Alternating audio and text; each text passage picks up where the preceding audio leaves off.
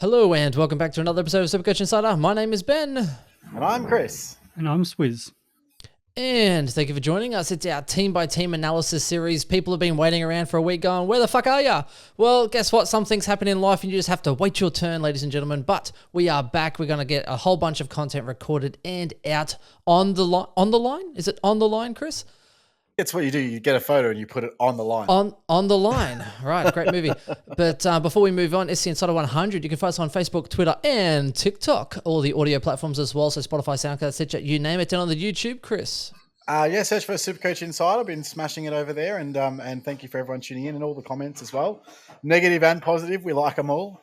Yeah, I find it funny. We sort of have a little bit of a play-by-play with people online, and we don't really give a shit, and that's kind of our thing, right? So people want to give it to us, we just give it back like we don't care. So feel free to just go in there and hammer us. We really don't care. I think that's one of our things, but it does get under other people's skin. So just be careful and selective about who you decide to attack out there in the online community, guys. I think that's. I don't know what you're talking about, mate. We get a lot more love than hate. So we do. Although someone's like, "Oh, this team's got 3 premiums. Like this could have been kept to 5 minutes." I'm like, "Yeah, okay," but then you kind of talk about rationale on who's in, who's out, and the changes that happens to a team. So some people actually quite like a more in-depth analysis instead of the hit it and quit it 20 minutes for 2 teams kind of shit. Like there is actually more depth and draft relevancy, which we kind of go into a little bit as well. Yeah, I've had people ask me about actually doing more content premium versus premium, and that I know, like for us, premiums are usually obvious, but there's a lot of people out there, especially this year, trying to decide between some of the premiums out there. So, everyone's entitled to their opinion. We like the opinions, but I personally like, where's the love, guys? Let's the Supercoach community. Let's just share the love this year. Full disclosure as well, I'm not throwing up all these photos and GIFs and animations like I did for the other ones because it's like 45, 50 minutes long per episode and that's 18 teams. I do not have the time to go through and adding animations for every single player, for every single team. But I will do it in our shorter series when we go back through looking at rookies that we're looking at and interested, and probably even my final team. I'll be really keen for that. But I think that's it. And even when we talk about some players, it's... we talk about, say, Laird, but we compare him to other players and where he sits in that ranking for us, which is probably why it does take a little bit longer. But I don't know, Chris, don't bring this negativity, man. I've been waiting for a week to see you and speak with you, and you're talking about negative reviews. I have seen nothing negative of the kind that affects me so. But speaking of effects, Swizz, mate, you've been going a little bit rogue, mate, doing some team comment sections, and it's kicking off really well. Yeah, mate. Talk about it. It's been good. So I've got the other one ready to go. Well, we'll be recording it very soon. I've been a little bit out of action this week. But yeah, no, just putting it out there. I know Abdul's kind of been doing similar, but just more rating structures where I've been looking at people's teams. So if anybody wants to send in their team, I'm happy to do a bit of a review and talk about the different community, what the community has out there and their thoughts on that. So yeah, just something a little bit different. It's also good, the views that we've been getting for our team by team pods. The last one, our guest host, I know she's been tracking how many likes she's been getting over when Chris is on the show. So it's nice to have you back, Chris, as one of our guests. But thanks, mate. Thanks. I felt a little bit ripped off. I couldn't get into Essendon quite as much. So people are like, "Oh, Ben, you were really quite kind." But I actually have a lot of love for Essendon this year. Moving on, especially Will Setterfield. Oh, the GOAT. Chris comments the GOAT on everything. Anyway, so it has been an interesting week. So obviously I've had a little baby boy, which is why we haven't recorded in the last week. So I've got another week of paternity leave. So Archer Benjamin Ayres, little boy, he is had a massive head on him. But everything was happy, healthy, and it's been really good. So I've just been trying to pick up the slack, and 2 kids is a lot harder than 1. Let's put it that way. But hey, it's a nice Hey mate, talk to me me when you got 5, all right? Just hey, you haven't been there for the young years, Chris. They can at least kind of like eat and dress themselves, mate. Wait until you have to take care of them 100%. So that's where we are. That's our introduction. Also brought to you by splashvodka.com.au as well. But look, I'm in the celebrating mood, so I'm actually kind of kicking straight off to the harder stuff now. And I've got a Cotswolds. It's an English whiskey peated cask, 60%. So that's it. And just a little bit of housekeeping, I guess. So I'm a little bit under the weather. So if I sound shitty, I apologize. I've been sick for the last couple of days. And also I had some biopsies on my nose, so these guys know. And unfortunately, I've got some skin cancers that have just been diagnosed up here. So for those that are looking at me going, what the hell is that on his nose? That's a stitches. So yeah, we'll get that all sorted. The good news is it's they're on the better side of the best type, I suppose, if you could call it that. And it's just a simple case of just getting them surgically removed. So yeah, fingers crossed and thumbs up, and it's all good to go. But yeah, if you're wondering why I sound and look like crap, that's why. Well, get yourself checked out. I can't speak about how you sound, Chris, but yeah, get yourself checked out like Hugh Jackman, right? So you're just trying to emulate your inner Jack.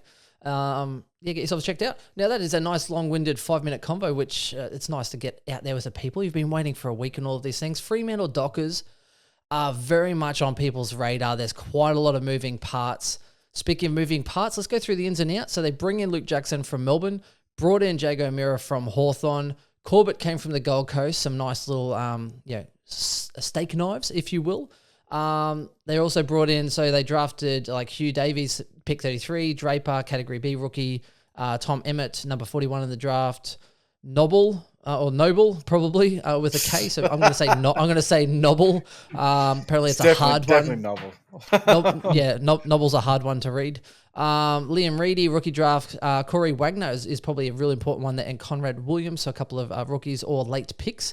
Wagner's the interesting one. They actually drafted him at pick 57, so that kind of says that they did definitely want him and have him in mind. They didn't just kind of pick him up as a rookie or wait till that draft. So on the way out, though, Akers has left, so he was definitely on the wing. He is now gone. He's gone to Carlton. Blakey's delisted but picked up by Gold Coast. Crowden delisted. Rory Lobb traded to the Bulldogs, which was a very late trade, so that's going to be interesting for their setup too. Griffin Logue to North, Meek to Hawthorn, Mundy retired, Tucker traded to North Melbourne, and Joel Weston delisted.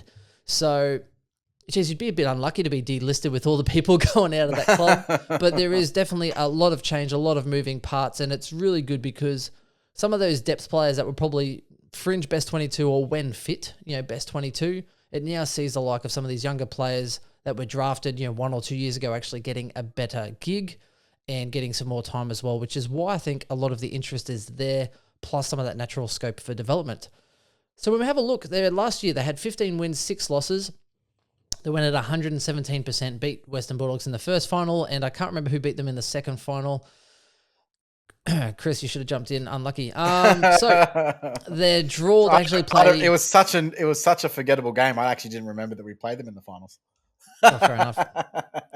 They played their final the week before, but they played Brisbane twice, Geelong and Hawthorn, Sydney, West Coast, and the Bulldogs. So that's actually a pretty tough playing twice draw when you have Brisbane, Geelong, Sydney, and Bulldogs are all very, very good and will challenge. Hawthorn and West Coast are the easy ones where they should probably easily shoot those ones in.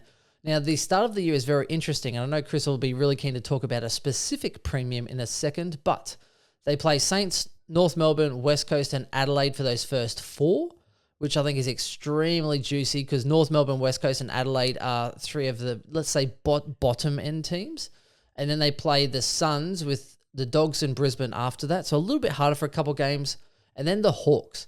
So when you kind of look at it, and let's say St Kilda 50-50, let's be generous, right? The Dogs in Brisbane, difficult, but let's say even, 50-50-ish or whatever. North, West Coast, Adelaide, Suns, Hawks, all 5 of those games that they should win in those first 8, which I think is really good. And they finish off with West Coast, Port, and Hawthorn for the final 3. So again, Supercoach finals, if you're playing for those league sort of positions, definitely a really good one to have. Now, round 12 bye, so it does see them as an early bye. And with their draw stacked, I think early, I think you kind of want to maybe start one rather than hope for the run home.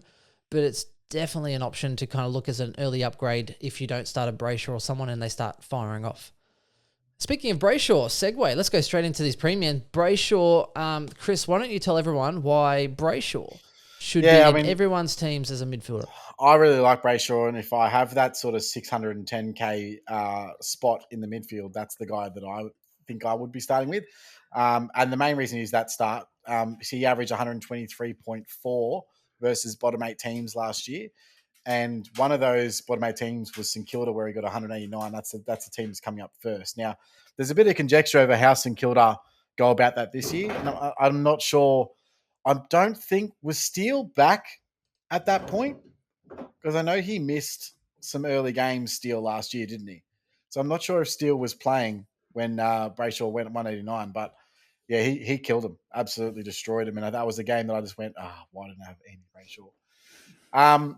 I also don't. So for that reason, I also think he kind of prices you out by the time it gets to the bye. So he's a guy that I'd love to have on the back end, but I'm not sure that he like. If you look at their back end run, it's not good. It's terrible.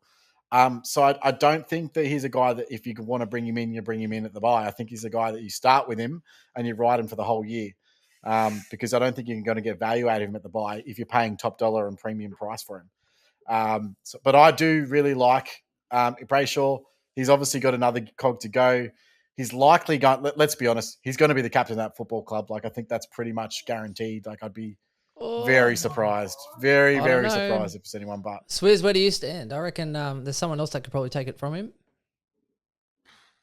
I'm trying to think who else you're thinking. That's the obvious choice. I just thought Brayshaw would be the obvious choice in there, in the guts. Really, I was thinking of a key defender maybe, but anyway, mate, should be very, very interesting. And touching on what Chris said, you know, the high average he does have against some of those lower teams is phenomenal. And then when you combine that, he's actually a very good home player as well. So he only averaged 101.8 in away games, but 119.2 in home games. So if they have a good run against weak opponents at home, that's someone I'm definitely looking to get on.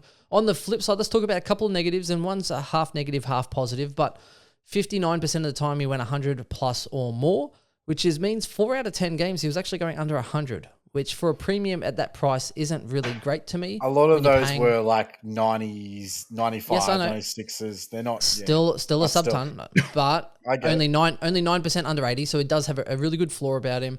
But when he does go over 100, he converted 8 of those over 125. One of those, including, is a 150, right? And the awesome thing is as well for him. Did you mention he's only 22? He's 23, 23.2. But again, and he's actually improving himself against a tag. So he is young, right? And now he's actually had the attention and he's working through it. And he scored, I think, a 95 and a 96 when tagged. Now, albeit that is kind of inflated because I think West Coast maybe gave up at halftime and another team at three-quarter time where he just went and towed up like 50 points in a quarter. But he was very well held for some of it. But he is kind of at least working through it with his fitness and his desire to get to the ball and through those games. So for standard, look, I think if you're going to get on him, you have to start him because of that soft draw early on. And he could definitely start off at a 120 average at the start of the year. I think he does. I think he goes like 120, 130 for the start. Like I think quite easily. So that's what I mean. Like, I think he's value, but there's at his price range, there's, Cripps, who also, the news came out that now Walsh is certain to miss the first month. So he could go, 120, 130 over the first month. You still got Steele there, who obviously, he's a little bit cheaper. He's got a scope to go that 120, 130. So there's quite a few of those. Yeah, and Parrish as well. Parrish is a hot starter as well. And they have a softest draw in the world, I think, as well. So I don't know what I'm going to do with that spot, but I think it's an important spot that a lot of people are weighing up. And I don't know where I land with it. But the other day when I was looking at Brayshaw, it was just like tick, tick, tick, tick, tick.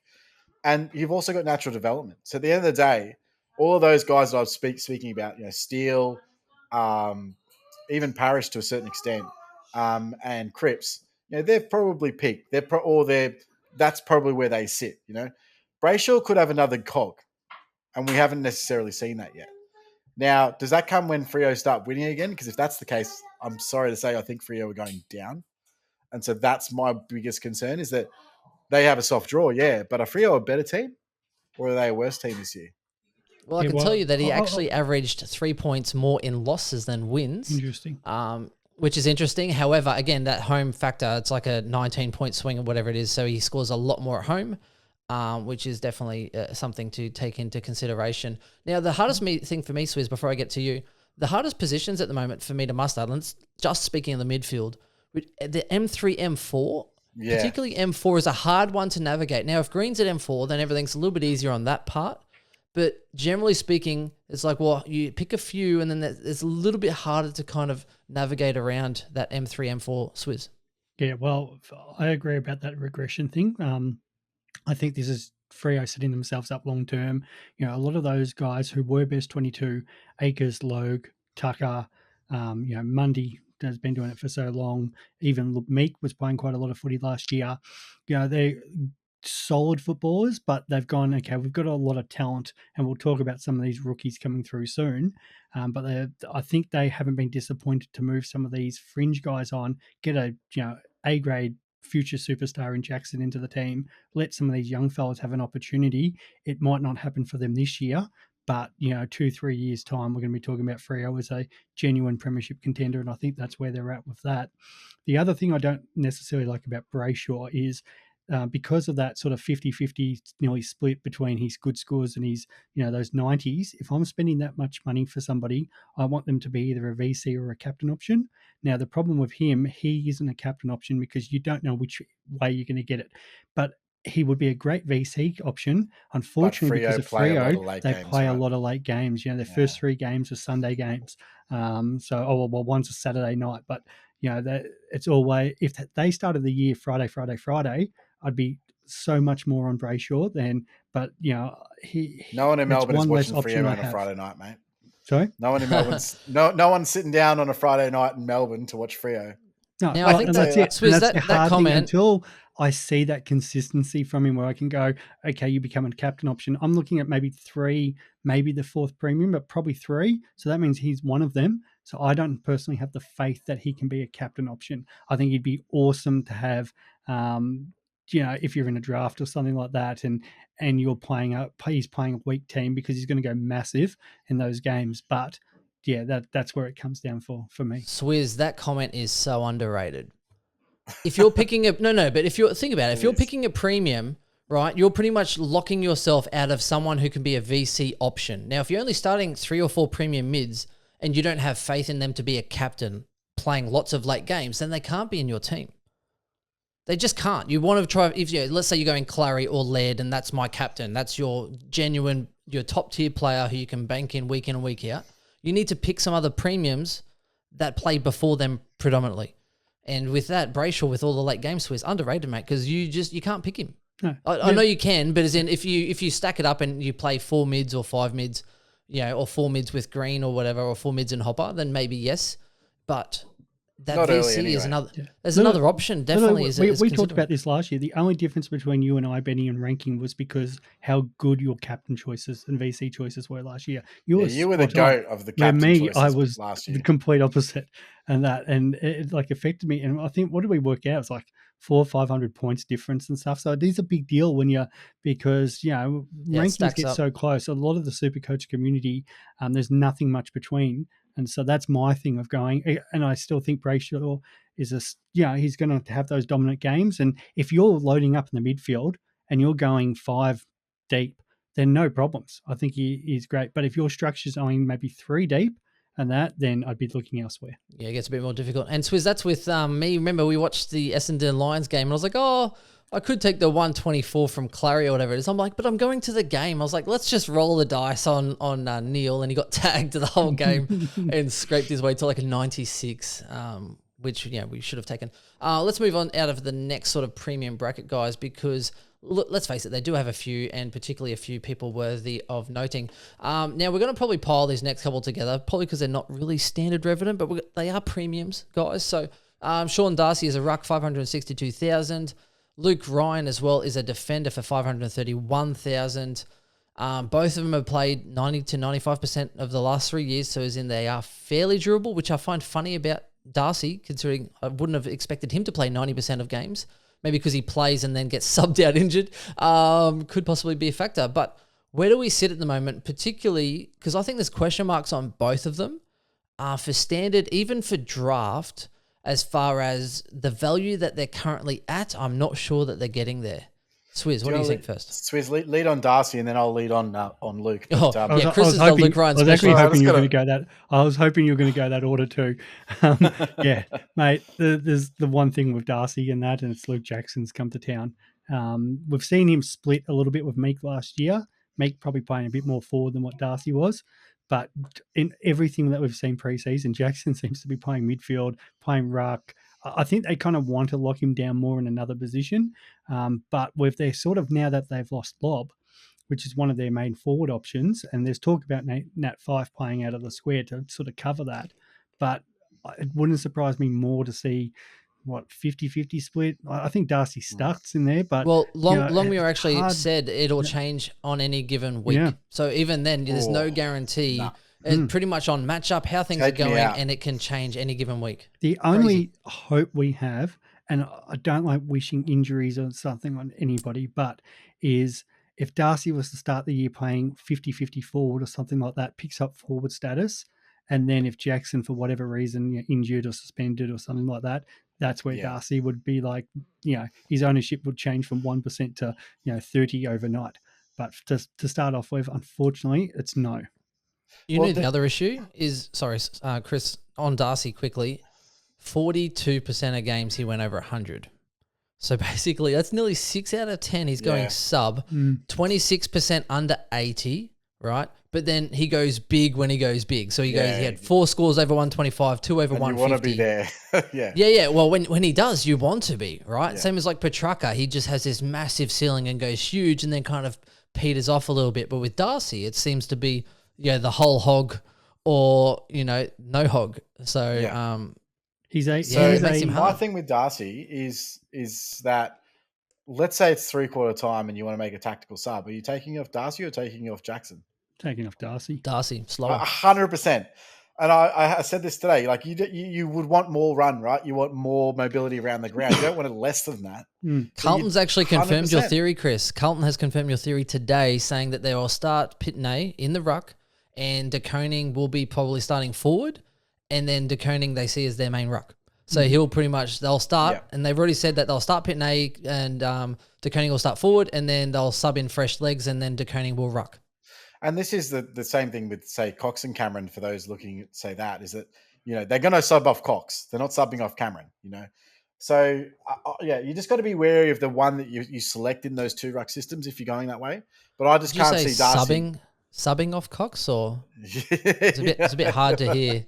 I love to sub off Cox, So, no, but you got to be careful in these 2 ruck systems.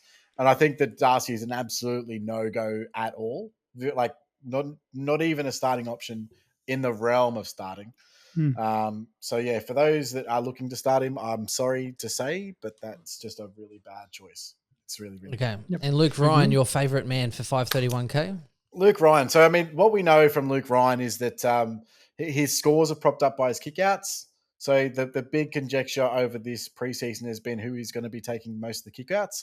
I still think he will take the majority, but there's obviously Hayden Young that's come through and they're giving him the duty. So what we noticed in the intra-clubs was Hayden Young was doing kickouts on one end and Luke Ryan's playing on the opposite team and he's taking kickouts on the other. So it's like, okay, well, that doesn't give us any information. So really what we need to see in the preseason is Hayden Young now the designated kickout taker? And if so, Luke Ryan is not an option anymore. He's literally just absolutely not worth talking about. If Hayden Young is, then he's very much an option. But the thing with Frigo's setup... Chris, Ryan had the biggest monopoly, 136 kickouts, and then second was Cox, which is very interesting, and Young had 24 for the season. So for me, even if Young and Cox flip and Young becomes the second most, I think there's still a lot of upside in Young. But that's a big monopoly. That's 136 to, say, 70 for the rest of the whole team all year. And that's what I mean. Like, so his scores, like, even though I think he ended up averaging close to 95 or something like that. Like, what did he end up averaging? Close to 100, it would have been. 96.5. Yeah. So how much of that is from kickouts? 20%?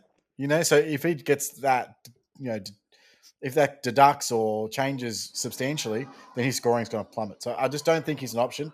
But just in saying how they structured up last year behind the ball, and I don't think that changes because I think this was a highlight of their football, was that Luke Ryan they set up a wall of 3. So they set up Luke Ryan in the central position and then Hayden Young and then Chapman on either side of him. So basically what happened is a hack kick comes out from the pressure on the play up ahead. If it's towards the wing on one side, it might be Hayden Young wing. He's the one there to take that intercept position. If it's central, then it's Luke Ryan. And if it's to the left, it's Heath Chapman. So on any given week, depending on how the opposition are trying to play and which direction they're trying to go, will depend on the scores that those guys. And that's why they all sort of averaged well, but not really awesome. So Chapman went all right. I think he averaged like 87. Hayden Young also averaged, low 90s or 89 or something like that. Yeah, 98. And then Luke Ryan went 96. So that buffers probably all the kickouts, right? So they're all not premiums if that continues. If the status quo stays the same, I don't think any of them are actually. And when I say premiums, I'm talking about there's 5 guys last year that averaged 110, right? So let's say 105 plus is a top 6. I don't think any of those guys are making 105 plus this year. No, they're they'd be good for you in your draft team on that if you can pick them up, especially if you somehow can snag one at D2. But they're young. Unless and Young's gets very much all in of the it. same discussion as Ryan and that, because I think even if they're a little bit worse, potentially Ryan, we know he can probably go 100. Young, just natural development, more intercept marks, more game time, probably goes 100. But it's a 7 to 8 point improvement at best, and that and there's other options around that that's who it's Young versus Dacos. That's the argument right there. Who's got the more upside? Let's get into the breakouts. Or Ridley or Redmond. It's just So I really like him as a player, and potentially down the track, he might have that year where it's going to be 110. I think everyone's looking at thinking too much in the upside and not saying, okay, where's the extra points going to really come from? So I think usually it comes from role changes or something or tactical change. Yeah, and so far I haven't seen that. So far, nada. But that's usually we announce that we're moving categories into breakouts because we're no longer talking about a premium. But anyway, that's just what's happening with the format. Well, no, dude, a lot of people are starting Hayden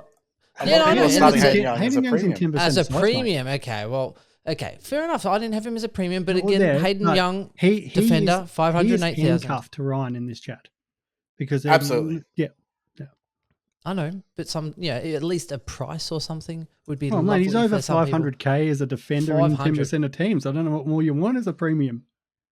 Just an announcement. For some structure, boys, it's a bit of All right, put up the GIF. Boy. Oh wait, no, he's not doing that anymore. No, I'm not doing that anymore. I'm doing everything. I'm like a single mom. I wash and dry.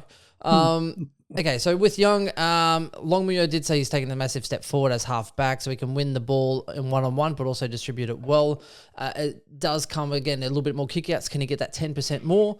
But again, with you boys, I'm sort of seeing it's kind of sits, even with natural development, a better floor as well, because he only hit 100 in 30% of his games. So 7 out of 10 wasn't 100. So has a great ceiling when he gets there, right? Had 2 scores over 125. But I'm looking at, okay, well, those extra kickouts, can he increase his floor? Can he get some more consistent scores to then really improve that base? And I see him around that probably 100 mark as well. And for me, this is exactly what I'm saying. Like, often you'll see, this is what I noticed in the scoring, is that often you'll see one of those 3 went huge, and that's because they kept peppering that side from the opposition, right?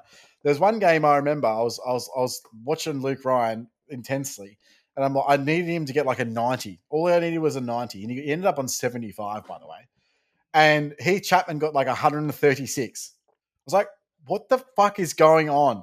Why they keep kicking? They just kept going down that. That was just the opposition tact was they wanted to go down that side. Okay, cool. He was just sitting there, just getting uncontested ball the whole game. It was so annoying. But yeah, that just seems to be the way. So depending on every game will depend on what the score is. And that's going to vary on the opposition. That's not on Hayden Young. Yeah. Hayden Young is just going to be in that same spot. He's not changing. Because he's not floating. I watched them at Marvel against the Bombers because obviously we don't get to see Freo as much as, and you guys definitely not, but I probably get to see them a couple of times a year. I saw them against us, and it was the same story against us. I think he did nothing. Hayden Young, for example, did nothing against the Bombers that in the game, but I think he absolutely dominated the Richmond game. And I'm just double checking that. Yeah, he got a 139. And that, again, it's because of the leading patterns. I think the Bombers like to play, I'm trying to think the geography, but the kind of more northern wing side of things, where Richmond were coming through more the centre and the southern wing. And just because of the leading patterns where Lynch and Riewoldt will lead, or I think maybe even might have been Cumberland that night. So, yeah, as you said, it's got nothing to do with Freo setup. They keep that same setup, and it just depends on how the teams play each particular ground. Will be the one who's, going big that night. And for that reason, it's just a no for me. Like, I don't want his scoring is reliant on how the other team attack. That's weird, man. I don't like that. The one benefit, though, Chris, is if you do expect him to lose more games, he does average 11 points more in losses, just based on the sheer numbers, I imagine, in that back line. Probably like most defenders, to be honest, but that's... the ball goes down there, you're going to get more points. Yeah, although, did Witherden get lots of points at West Coast when the ball was there, Chris? Fucking sitting there, seagull around. Oh, there's no cheap ball around here. I'm going to go to the other side of the ball. Triggered. Okay, so let's go to a genuine breakout then. Someone who people are possibly optimistic about. I don't see the relevancy for standard, but hey, if it's your deal, it's your deal. Sarong, 498,000, borderline premium, hitting that 90.6 average. Only one score over 125, boys. So I am a little bit concerned about his ceiling, and I don't know, he might get some more, Monday's out, so some more CBAs and the rest of it, but can he kind of push into that sort of top tier bracket, or where would you be selecting him in draft? Because that 90.6, is there enough meat on the bone to interest you boys? Well, I mean, unfortunately, Sarong seems to be the designated tagger at the moment, and that seems to be his downfall. Now, is that sometimes? No, oh yeah, that he has done some tagging, but inside I'm talking about, and so he's the sort of defensive side midfielder, right? And what that unfortunately means for him. Sometimes that's just a year. So I'm actually looking at someone like a Matt Rao, for example, who did a lot of that defensive work last year. I'm thinking, okay, is that going to not be him this year? Is that he had that year of defensive mindset, two-way running? That's what the coach wants, and now he's going to go out and flourish, because that could be it. But I haven't seen it yet, and I don't know what he's going to be used as, and so it's too hard to be like, oh yeah, I'm just going to go Sarong because. No reason.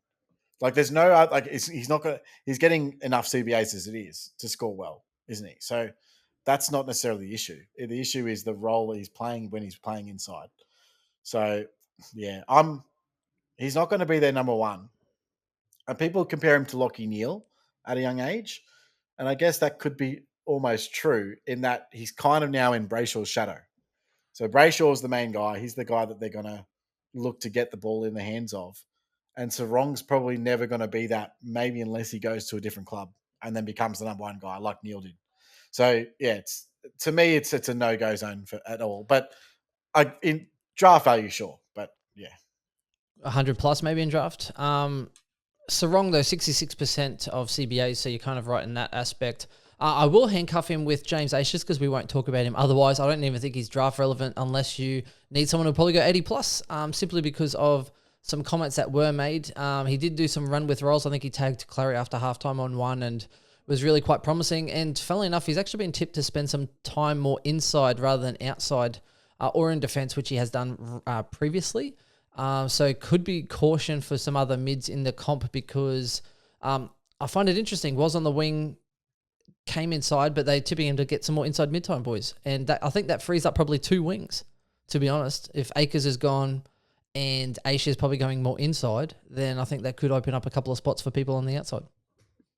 Yeah, I think where you get more into those wing roles is, I think some of the draft relevance or potential more expensive rookie. Because as you said, I think there's opportunities now for some of these young fellas to, cement a spot. And that's where I think Freo are this year. And they're just going to give games, set up their system for the next, 3-4 years. And I definitely think, that rookie chat's going to be something worthwhile. Yeah, there's a lot there. There's actually quite a lot of interesting rookies here.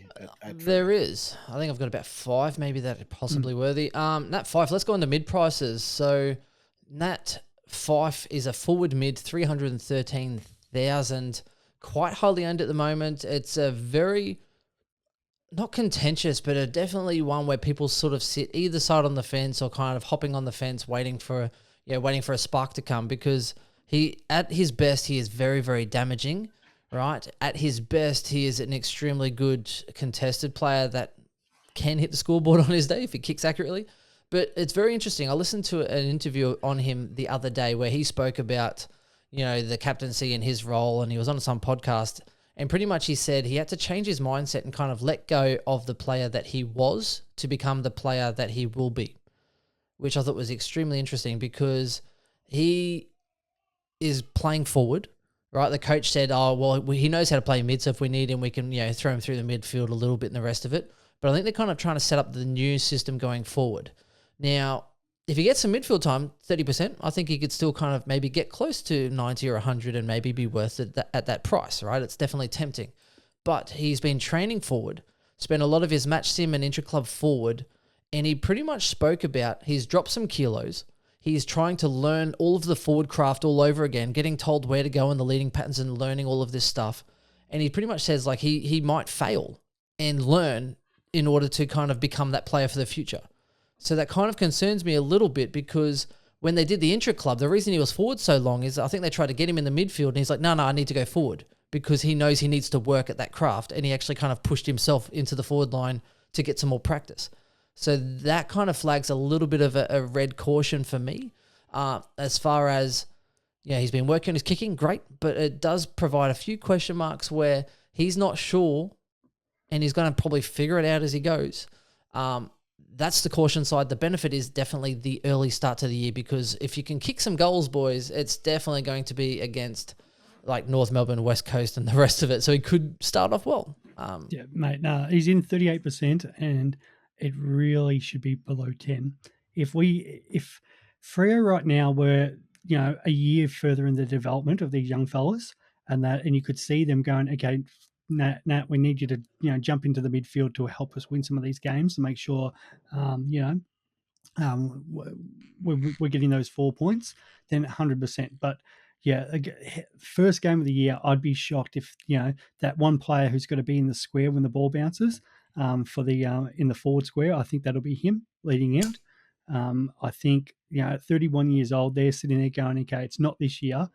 Perfect word for Freo. And it's not that you ever drop a year, but it wouldn't surprise me, if they could finish that little bit lower, get the softer draw next year. And then with not just these young fellas, but somebody like Fyfe who's picked up more forward craft, but then has the ability, to get up the ground further when they need him. I think that's more the interesting one. So, I had him in my team to start off with. And then once I sort of saw the roles and as you were talking about what they've talked about for him, I don't want to go anywhere near him. Yeah, I don't need to add to that. I'm not interested at all in any way, shape, or form. There are better mid prices if you're looking for one in the mid. Don't say Zeeble. There's also better rookies. look how I saw Smith's face. Don't say Zeeble. He's like, what do you mean? He's in both of our teams. Is he really? He's not. Absolutely. He's absolutely in my team. Zeeble is a better premium for 350k. Let's go. And you come up saying I'm like, he's not going to go over 90, and you're like, yeah, let's go with that. Let's make a bet. And I was just like, okay. And then we're in for that. You bet, ghosted. Right? You ghosted. You didn't even say yes. I confirm. Oh no! Like, hey, I'll say yes. No, sorry. I just thought we were going to do it live. Okay, on stream. right. All right. Yeah, I'm in for that. Yeah, Zeeble under 90, so 89.9 and below is me because he is not going over 90 in that team. There's so many other defensive options there, mate. I'll let you two fight that out because I'm not actually that big of a fan of Zeeble, but thank you. I think, but he's better than Fyfe. Smith, I've got a 17-point buffer on a full 21 games from a year ago. Like that's a great bet. How many games are we saying for him because he is injury prone?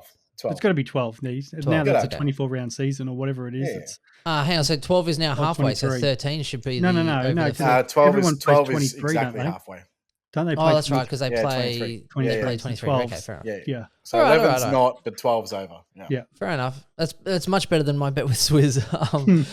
And full disclosure, because we did get pulled up by M. Yeah. I don't really do gambling, right? So generally speaking, I don't think any of us really do. On a serious we play poker. We play poker against each other, and every a couple of times a year, maybe at the moment because we're getting old. But even then, maybe grand final day, grand final Melbourne Cup, I might. But generally, I just don't bet. No, the other half. You boys, I'm like, okay, and gives it a bit of fun. Because about all my draft stars and stuff like that. I'm happy actually to do a separate pod if people wanted me to talk draft stars and things like that, or not to try to give some of those other companies, free publicity. But I'm way more into that sort of stuff than what you guys are. I think for us, it's more like where it's this friendly banter between mates. Yeah. Because like I said to Em, is that when we have this bet, right? It's not really a bet per se because we end up buying a bottle and drinking it together.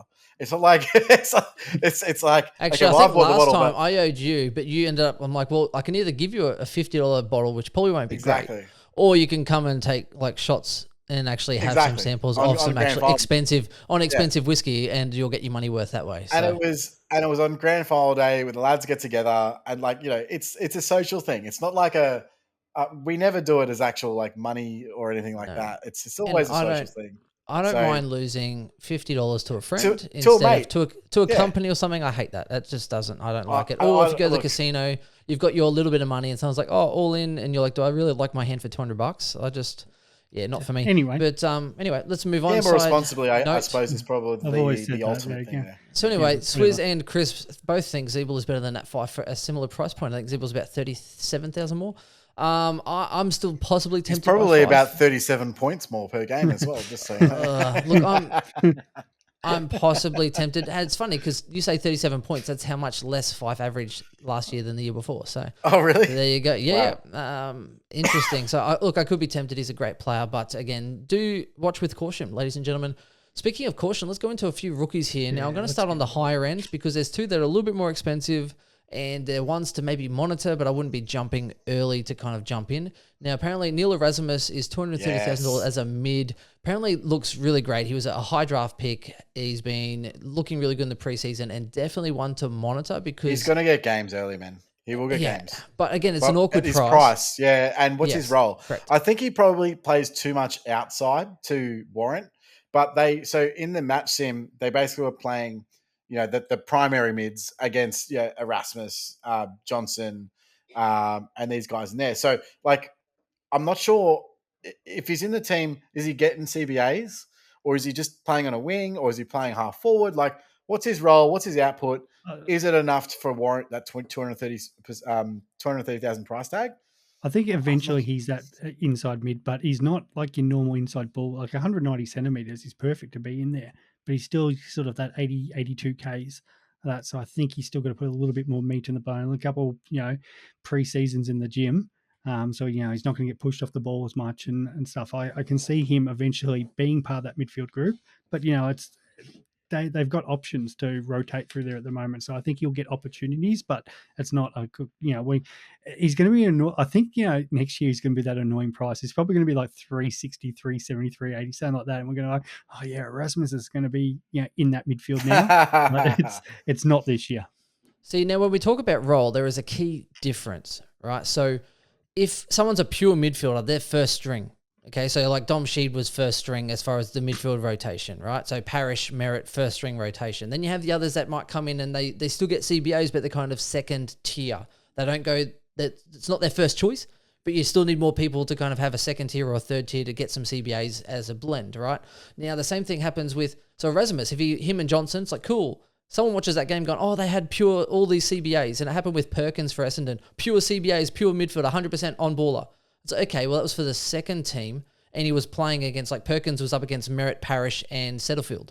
So that doesn't really light up the world for me. I'm not saying he's a pure CBA midfielder because he was playing against the top tier. So then it's like, forward. Okay, well, yeah. So then he'll go half forward. Yeah. Correct. Yeah. So it's not as appealing. So same as Erasmus. If he's second or third tier, it's like, yes, you're getting some CBAs, which is good, but then it's going to complement and maybe give you a little bit of a better floor on top of your other role. And that's what we're sort of talking about. So like Johnson, is he, second string? Then that's not too bad. Elliot Yeo was, I think, first string, then went to defense. So again, quite promising for that. So with Johnson, though, the difference is that he's $100K cheaper. Very much so, yes. And then Perkins is 300 odd. So there's a lot of risk for people who aren't a pure mid around that 300 or $250,000 to $300,000 price point. Can we I just want to add that to Erasmus because I think Finn Carligan's the same. I guess we're probably skipping ahead, and I won't touch too much on that now. Yep. Yeah, same boat with heaps. Sorry, Swizz. I was saying, can we talk about Johnson now? Because I think they both are in with each other. Very much so. Yeah. Yep. Okay. So Johnson, $123,000 midfielder. He was rated to be playing in top 22 last year, and then had, I think, an injury, and then a little bit of a setback, and then played some other games. So I think he averaged 85 in the waffle. So he's not someone who not expecting to average 100 Supercoach points or anything like that, but. He is impressing on the track and in match sim as well. Was picked 21, I think, the year before. 192 centimeters as well. Can win it inside and outside. I like him as a bench option. I'm not going to put him on field, but as in a bench option, I think he's got a lot of promise and best 22. Swizz? Yeah, mate. And this is the thing. I think they're both kind of nearly fighting for that similar spot, but I think Johnson's he's been in the system out a little bit longer, and I think I can see there is a world where they'll in the future where they'll line up together in that midfield. But I think Johnson he can play a little bit more forward, but ball in hand, big body, looks good. I can see him start. It would not surprise me round one.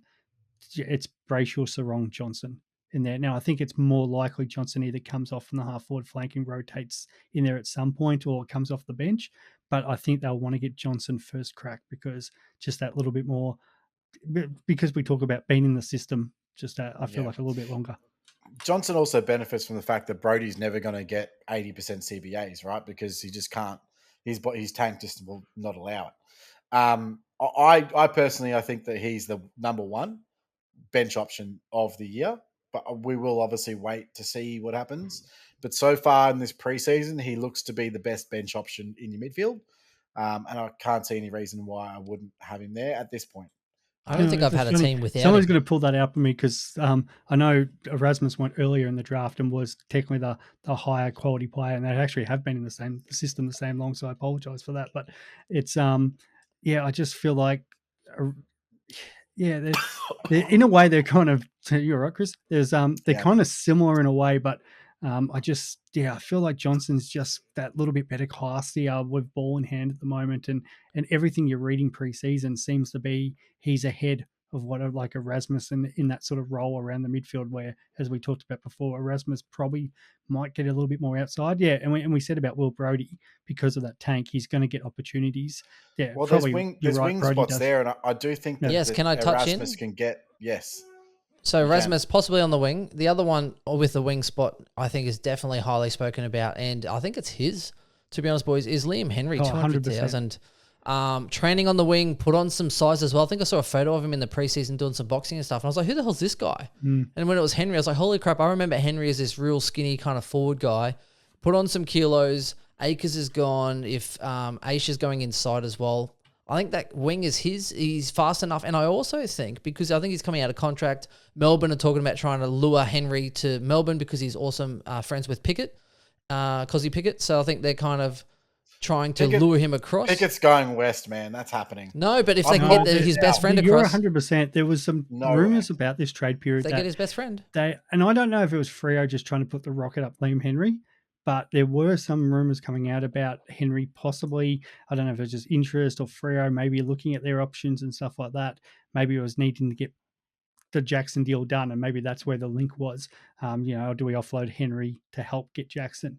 But definitely there was some talk about it. And then, as you said, since then, he's had the preseason of his life. And we've seen this before, players out of contract, as highly touted as he is. And I think he was one of the academy players, bidded on and still went top 10. They're immense talent. But, moving out Akers, there's definitely that role for him. And it's somebody, especially when it comes to, I think as one of the last pickups in draft, I'll be definitely hunting him because, nobody's going to be talking about him. But even at 210, was he 202? 200,000 and $300. He's in that discussion with me for like that Oscar Allen or versus sort of maybe Ben King. Like, do I go up to Henry, or if I have Allen, do I go down to Liam Henry? So I do like the role. I want to see it in preseason. If he plays both games on that wing, and scores well, I think that F4, F5, depending on how I go, I really like him. And no one has him. No one has him. Like 1% have actually kind of looked at him. And at his price as a wing, right? And, Fremantle like to kind of move it. So imagine, Young kicking a bullet to Henry on the move, and he's, quick and agile and the rest of it. I think there's definitely some scope there. Now, again, I haven't put him in my team, specifically, but I am watching to see what he does through that preseason. He's 100% a watch. Yeah. Absolutely. Yeah. Now let's go I'm going to go for a loose one here, boys. Now Sam Sturt, $123,000 forward, only because, with Lob gone and the rest of it, I know. I just can't Tracy, see him starting with Fyfe now. No. I actually was real hot on him beforehand. Who's the tall ends though? So you got Corbett, who came from Gold Coast. Maybe is he depth though? You got Tracy, dude. Corbett and won. Jackson. Corbett was the VFL goal kicker of the year, isn't he? He won the. He won. Had the most goals. He kicked a shitload of goals in the VFL, didn't he? You got to think Jaya Miss is playing more games this year. Okay, fair enough. I guess Jaya Miss probably overtakes. Dude, yeah, I can't see Sturt unless he changes roles. Probably delisted. I think they gave him a 1-year contract. I just thought maybe they might try. Well, Fyfe's got 1 year in between, but I think, I guess it's in case of breaking glass, because we know a miss went down last year, so maybe if they got an injury to him and was it Tabernar, they might have to look at some options around that. He went to miss. Yeah. Yeah, but I can't see him starting with the amount of. He's 189 too, so it's the same as Corbett. Like Corbett's 190, 191. So I think Corbett's getting first crack if they are going to start either of them. I don't think there's no way they would have traded for Corbett without. They know exactly what they're getting with Corbett. Yeah. So they don't need to worry about that. Depth. Wagner, the last one, defender mid. We already spoke about him briefly. They drafted him late in the draft, like pick 59 or something or other. Has played for Northern Indies before. However, he didn't impress at halfback for Port Melbourne. Averaged 105 in the VFL. Now, he's someone that could cement his spot there. However, he did have a little bit of a hamstring issue, and he's on his way back to working with the full squad soon, I believe. So, someone to watch. I don't mind having him. Even Chesser, I'm going to put him in the same boat as him. Now, Wagner's, I think, a little bit cheaper, but similarly, Chesser, if I'm saying that right, from West Coast I don't mind one of those in the midfield, even because there's so many defensive rookies. I don't mind trying to keep your options open and have one of these players as a defensive mid in your midfield to at least allow you to bring it, Ginnaby or someone from your defensive line into your midfield if you need some extra backup. Ginnaby. Yeah. Dockers might get your mid status. Sinclair's got mid status. Dawson's got mid status. Correct. Yeah, there's quite a lot of these premiums that you'd be able to switch around, and I do also like that, and that's how I'm structured at the moment. I do have a mid defender. And outside of Johnson, there's not a huge amount of midfields alone. Outside of, say, Hewitt, who you may play on your bench. Benny, I'll argue that, but I've actually taken both out just because Chester played one quarter today as they're easing him back from injury, and Wagner obviously easing him back from hamstring injury. If until Wagner had that hamstring injury, he was lock and loaded for that round one back pocket. See him they were coming off the bench. They really like him, and we talked about how much points those Freo players get. So, the hope is he gets over it, but I don't know if he's going to start round one. He probably becomes a downgrade option for us. It just depends, I guess, how that hamstring comes along. And he's kind of been fighting with, I think, Nathan Wilson for that other spot, and Wilson's been carrying an injury as well. So, unfortunately, he always carries an injury, mate. He does. So that's why I think Wagner gets his opportunity at some point. But Wilson's about to retire, be on an island all by himself. Yeah, I had them in. I can't fit them in now with my team with the amount of midfielders actually available. And that was a castaway joke, Chris. Yeah. Fair enough. Wilson. So I think it's interesting anyway. Now, as in Chester, I am aware they're talking about him possibly playing round one, but there's no rush for him. I'm surprised that he even played some game time, to be honest, which says he's probably a little bit closer than I was expecting. And Wagner just, again, as that play setter, because outside in that midfield, outside of, say, Johnson, like Sharp, I don't think is best 22. He's probably the best sub Brisbane will ever have. Someone who can come on and just run, 3-minute Ks or whatever all day, every day. There's a lot of risk, a lot of those other players. Outside of, say, Hewitt, if you want to start a $150,000 player on your bench. I love how we're talking about all these West Coast players on the Freo pod, but Hewitt. Oscar that's because Baker, the West Coast pod's not for like 2 weeks. Oscar guys. Baker from the Bulldogs. Yeah, it's fine. It's ages away. Baker. Well. So, Baker? There are some Baker's options. delight. But back on Freo, mate, because you're going to really annoy their supporters here. Too much West Coast. It's fine. Aren't they the same thing, basically? Tying them hand in hand. You're talking about Wagner as a defensive option. Anyway, they're like 20 Ks away from each other, really. Yeah, they're like smoking a pancake. No. All right, pipe and a clip. Pipe and a clip. Finish off with draft. This is a longer Fremantle. It's all right. Don't worry, Fremantle supporters. West Coast will be a 15-minute segment, unless I get stuck talking about Chesser and everyone else. Remember that Draft time we had now. the North podcast and we went for like I think it was 7 15 minutes flat, wasn't it? 17 minutes. We're like, okay, so this team has no draft relevance, no standard relevance, no nothing. This team sucks. Move on. It's like 17 minutes. Probably only 3 minutes of content. Classic North. Oh, they'll get more cut this year. Don't worry. Speaking of draft though, so look, Clark averaged I think 87 for the year. I wouldn't even be jumping at the bite for him. 80 flat. I'd probably get him in draft. O'Meara 85. I don't know if there's much upside maybe to O'Meara if he plays pure mid maybe, and Jackson is probably the other one there, guys. As far as I'm surprised by the O'Meara trade, to be honest. What is that? This team's building. Like, why are they getting someone like O'Meara? What benefit?